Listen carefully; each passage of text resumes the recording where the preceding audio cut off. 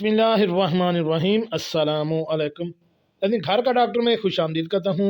आज की मेरी इस वीडियो का मौजू है विटामिन डी का इस्तेमाल करने वाले हो जाएं होशियार। माहिरीन ने विटामिन डी का ज़्यादा इस्तेमाल का बड़ा नुकसान बता दिया। वो कौन सा नुकसान है, इसके बारे में मैं आपको अभी तफसील से बताता हूँ।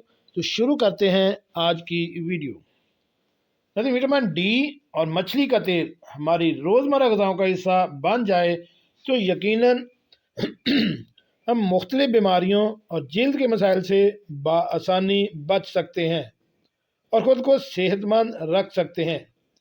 लेकिन ये ज़रूरी नहीं है कि इसको हर वक्त खाना या हर तरह इस्तेमाल करना आपको फ़ायदा देगा, क्योंकि हर चीज़ को इस्तेमाल करने का सही तरीका और वक्त है।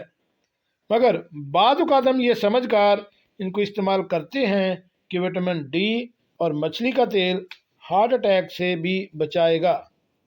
लेकिन क्या ये सच है? क्या वाकई ऐसा होता है? डॉक्टर इस बारे में क्या कहते हैं?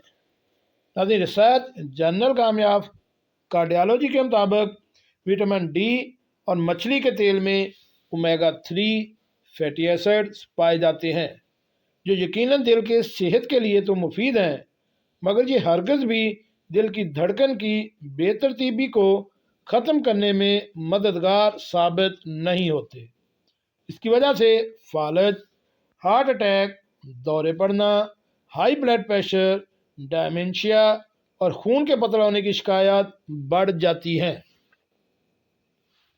लेकिन अगर आपको डॉक्टर ने विटामिन डी का इस्तेमाल शुरू करवाया है तो इसको लगातार सिर्फ डॉक्टर के मशवरे से ही इस्तेमाल करें।